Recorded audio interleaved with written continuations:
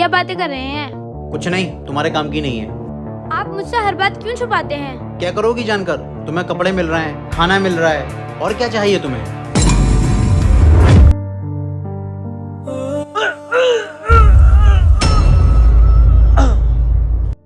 अरे क्या हुआ आपको?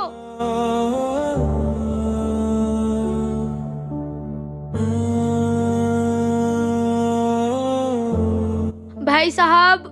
भाभी आप? मोनू का जाने का सच में बहुत अफसोस है मुझे भी। कुछ पता नहीं था, अचानक ये दुनिया छोड़ के चला गया वो। हाँ भाई साहब, उनको गए हुए इस दुनिया से 5 महीने हो गए हैं। अब घर में खाने की भी बहुत दिक्कतें हो रही हैं। कई बार तो पड़ोसियों से खाना मांगकर बच्चों को खिलाया है।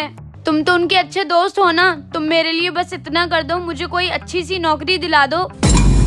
भाभी क्या आपको पता नहीं है कि मोनू ने कई कंपनीज में इन्वेस्टमेंट कर रखा था और उसकी कई सारी पॉलिसीज भी चल रही थी। यही कोई मिला के 50-60 लाख रुपए उसके पास आने वाले थे। क्या आपको मिले नहीं वो रुपए?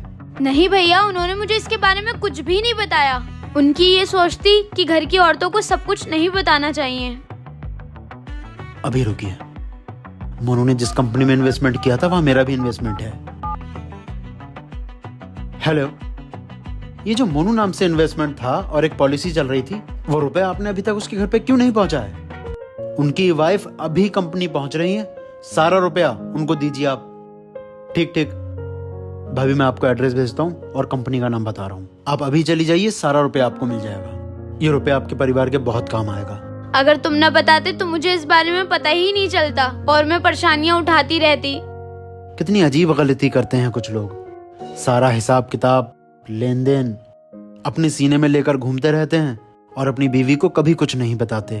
और अगर अचानक वो किसी वजह से मर जाते हैं तो उन रुपए के बारे में उनके परिवार को पता ही नहीं चलता है और उनका परिवार परेशानियां उठाता रहता है। होना तो ये चाहिए कि अपनी पत्नी से कुछ नहीं छुपाना चाहिए, उसे सब कुछ बताना चाहिए। जिस घर में हिसाब किताब पत्नी और पति दोनों जानते हैं, वो घर कभी नहीं डूबते।